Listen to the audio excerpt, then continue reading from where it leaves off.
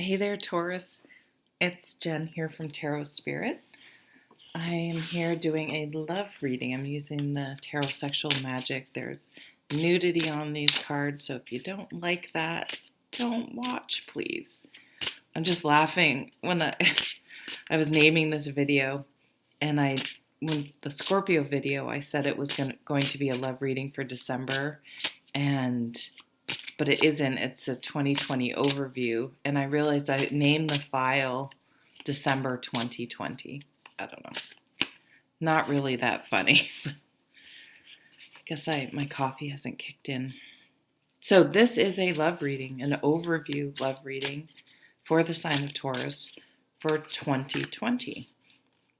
If you like these, I'm considering doing them on a monthly basis for sign. We'll see what the reception is. I think they're kind of fun. So what's going on with you, Taurus? Well, that's too many. A lot is what I'm going to take from all those cards dumping out. I'm getting like a lot of intense, I don't know, I feel like some of you are in deep and you're just not sure that it's the right relationship, but you're in deep enough, you feel like you're really going to hurt this person and it's going to, on some level, sort of blow up your life because maybe you live together or you have mutual friends or you're in with their family and you feel like everyone's just going to hate you if you break up. But I feel like on some level, for some of you, obviously not for all of you, you're ready to head out on your own. You're done. And I got this feeling before I even saw the Fool card, so this is confirming it. For some of you who have been in a relationship in 2020, you're going to walk away. You may even be thinking, I'm going to get through the holidays, but then I'm going to do it, and I'm going to do it before Valentine's Day. Maybe you're getting pressured to to get married or something, and when you're faced with that, and the holidays and excuse me, Valentine's Day do this often. They push a relationship where someone has to make a decision, and when it push comes to shove, one of the people is just not willing to commit on a more whatever, like getting married type level. And so the relationship can break apart, and some people don't push because they don't want that to happen. But if you think about it, if you don't have that hard conversation about what's going on in the relationship, then you could be several years into it, and when it really gets to the point where you're pissed and you're like, shit or get off the pot, I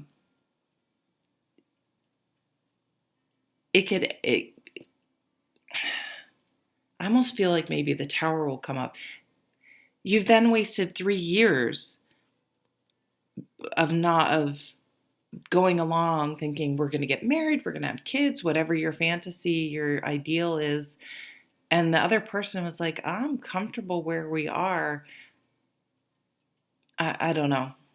I'm just seeing, for some of you, you need to have that conversation. Or if you know on some level it's not going to go somewhere, to step up and tell the other person. But it's not like it's so bad that you want to necessarily break up. But eventually it's coming because of that whole dynamic I just talked about. So here's the King of Cups. I kind of don't like him in this picture because it almost looks like he's petting her like a lap dog. I don't know. I don't like how she's at his feet. Ooh, the Nine of Cups. Yeah, but see the difference here? I don't know. There's an incompatibility or maybe you're with someone who loves you more than you love them, and you know it, and you constantly feel some sort of imbalance, or maybe you do feel like you're taking care of them, or I don't know, I'm just getting some weird energy. But look at the difference in this card. This is, maybe you're older than they are. Whoops. Or I don't know. I'm just not sure. So whatever, that resonates. And then look at this. They're more equals. They're into each other. It's almost like a possession or something. Like sit there and look pretty. I don't know. It's just a weird dynamic to me. On some level, it's not a match, I guess. Or they want, or maybe someone in the relationship wants the other person to take care of them. Maybe they want to stay home. They want to live sort of a life that you would have if you had a sugar daddy or something. And this is more of an intense connection, love connection, like equals, or yeah, you both want the same things, you're on the same page.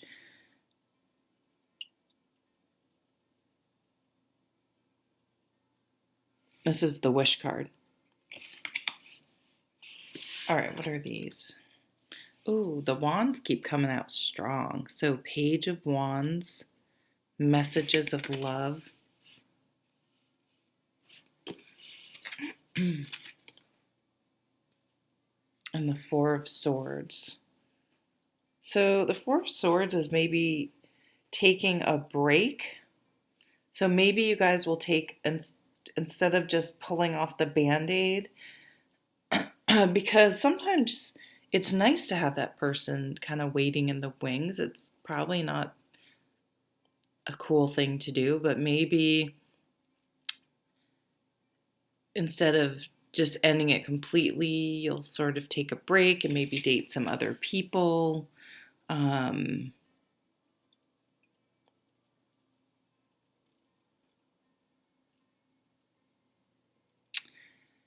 But I see this relationship here as more equal, and someone that's like, this is a card of meditation, and like this person is just less needy, I guess. This is what I'm getting. And that's more attractive. You feel as though there's more of an equal. And with this fire sign, it's more passionate and exciting. The person wants to do things and not like party, but do more of the things that maybe you are interested in. But also values their spare time. I know there are two people on this card, but the Four of Swords is a card of meditation, and they are okay by themselves. There's less neediness here, and because of that, there's more wanting. Yeah. All right. Two of Cups. You find this with someone else potentially, or taking a break makes you realize maybe you do, and you're able to reinvent your relationship because that time apart gave you guys a perspective that no, we do want to be together, but you're able to, it's having, this came up for, who did I just do? Cancer. Having those tough conversations that can either bring you closer together or end the relationship. And so I feel like maybe you'll go through a period where one of those things will happen. I do see for some of you sort of breaking apart and maybe coming back together. but I feel there is that choice, that ultimatum maybe coming in an existing relationship where it's either time to level up or break apart. Now, for those of you who are single and not dating anyone, I do see you meeting someone that maybe has an interest out where you share an interest, you share a passion, and you're both very much independent and established in your own lives. Like maybe you both have um, maybe you've already had families, or you both have your own house, and you're established, you're taking care of yourself, you are each your own well-established person without. Yeah, I know some people that went from their parents' house to their married house, and they've never really lived, and it's fine. It works fine for some people, but and then I've seen them get divorced and really not know what to do because they've never. I don't know if it's taking care of themselves, because it doesn't mean they didn't take care of themselves when they were married, but they've just never been alone, I guess. They don't know how to be alone, so there's sort of a need or desperation for this attachment with someone else. And this new person that's coming in is a standalone person, which is very attractive to you. A standalone person, they don't need you. You're adding something. You guys coming together is adding something, but you're able to still remain independent or keep your independence, and that's really attractive to both of you because it's a mutual thing. You don't want someone that's you want someone that's like, hey, I'm doing my thing today, and then you come together later instead of someone that's just hanging around looking for you.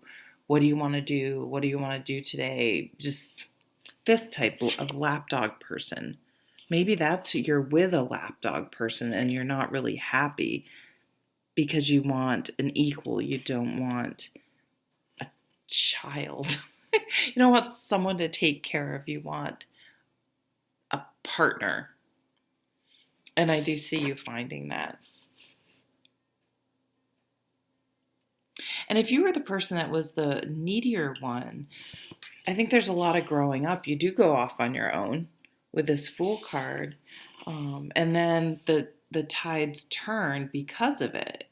So that could be you coming back together. You realize that maybe you were too needy. But I do sort of see more of a fresh start with, it could be even an older person, a more independent person, a more established person that isn't putting their needs on you. And if you're someone who really wants a family, and especially for us women, there is a time period, and you need to have that difficult conversation with someone, because if they're not going to commit and you don't have that conversation for another 3 years, you're 3 years with someone who you're not compatible with because you don't want the same things, right? Okay, so Taurus, thank you so much. Let me know if you like these readings. If you're interested in incorporating me doing maybe a monthly version, or nah, but please say it nicely. Have a wonderful, wonderful, I was going to say week, month, but this is a 2020. Have a good 2020, and I'll see you at the next video. Take care.